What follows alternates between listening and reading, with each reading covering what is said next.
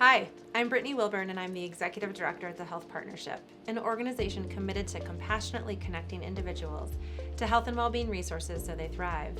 One of our key programs is our recovery program, and we host clean and sober events across Routt and Moffat counties and work with individuals struggling with or in recovery from substance use disorders.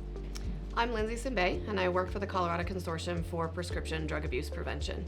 I grew up in Steamboat Springs, Colorado, and continue to live and work here while supporting 16 counties in the northwest corner of the state with the work that they're doing to address the opioid crisis. We're here today to teach you how to save a life by reversing an opioid overdose with naloxone, also known as Narcan or Cloxado. So, let's start with what happens when someone overdoses on opioids. All throughout our bodies, we have a lot of opioid receptors. An overdose occurs when too much of any opioid, like heroin or morphine or fentanyl, binds to the receptors in our bodies. Opioids are a depressant, and when we flood our bodies in excess, they depress our respiratory system to the point that our breathing slows and eventually stops. Some signs and symptoms of an overdose include shallow or slow breathing, commonly known as the death rattle because of its distinctive sound.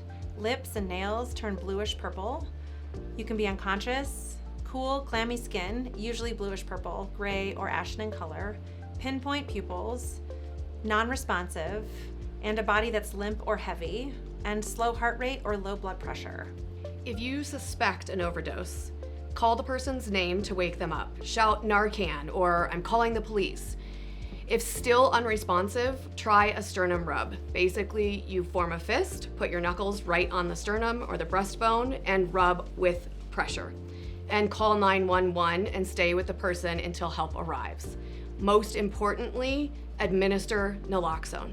Naloxone has a stronger affinity to the receptors and kicks the opioid off of those receptors for a short period of time, usually about 30 to 90 minutes, which then allows the person to start breathing again.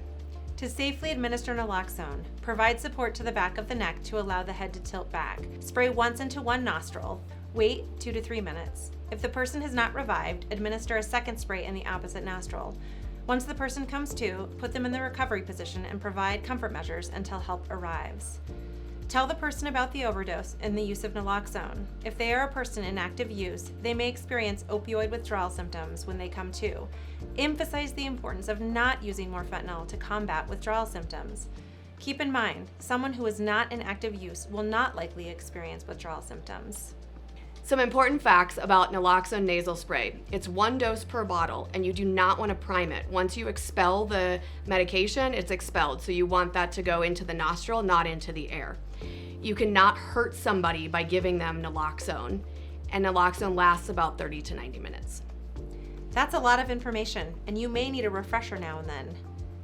Please download the Opie Rescue app. It will walk you through how to recognize the signs of a potential overdose, how to administer all forms of naloxone, not just the nasal spray that we've taught you about today, where to get more naloxone, and how to access treatment if needed.